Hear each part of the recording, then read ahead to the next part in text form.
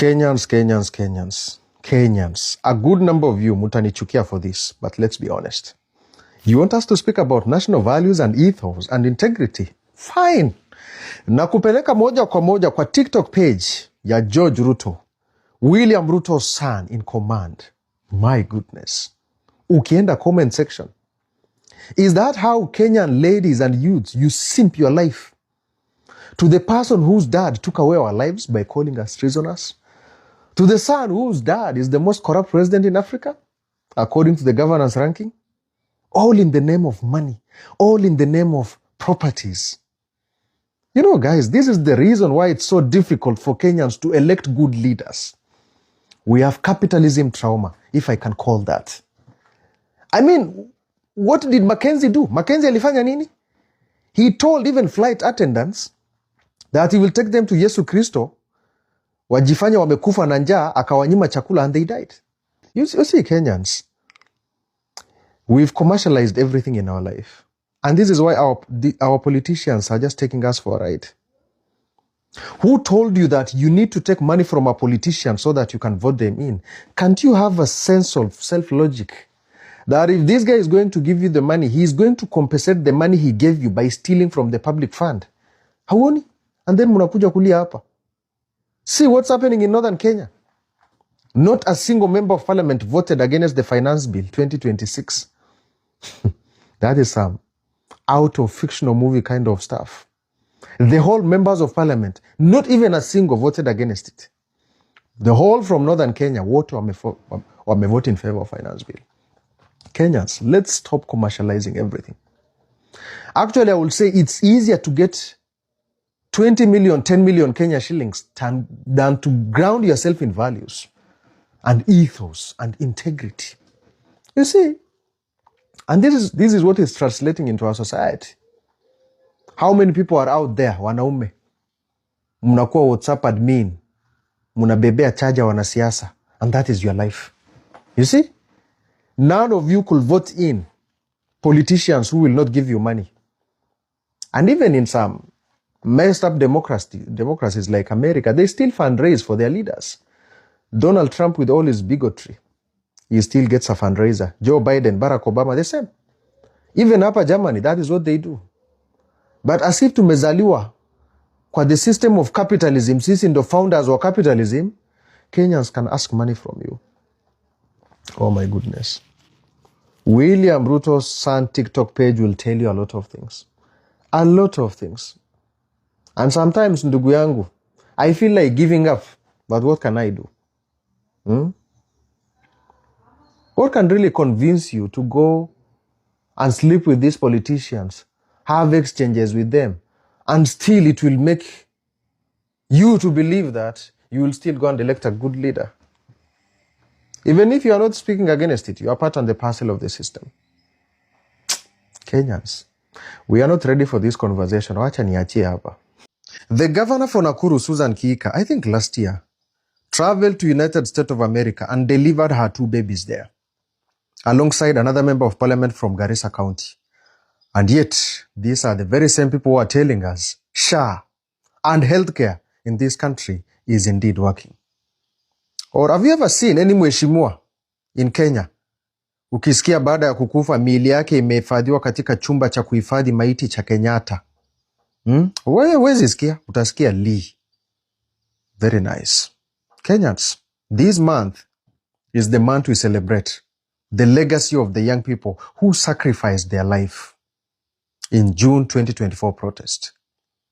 Wacha leo tukue waumini wema.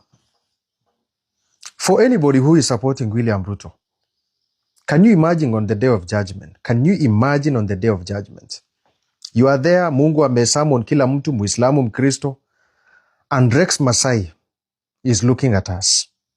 Eric Shien is looking at us. Austin Makoha, Kelvin Madanga, Anthony Kimeu, Matthew Njoroge, Basil Koegi, David Shege, all of them looking at us in the eyes.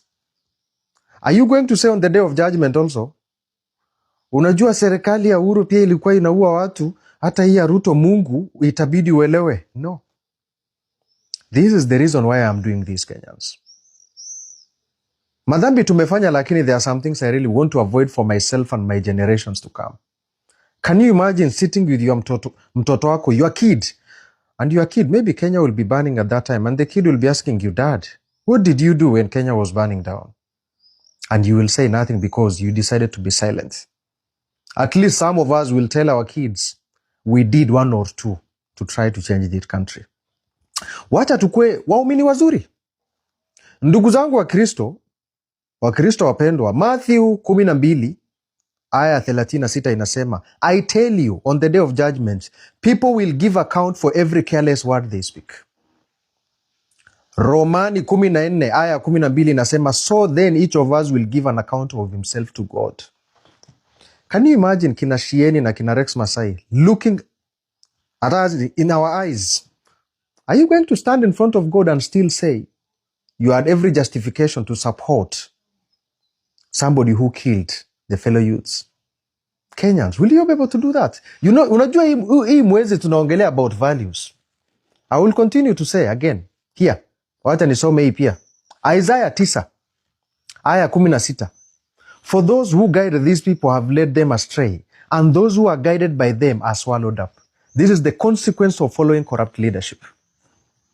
Ndugu zangu wa Islamu, Sahih al-Bukhari inasema, the prophet was once asked, when the day of judgment will come, he replied, when trust is lost, then awaits the hour.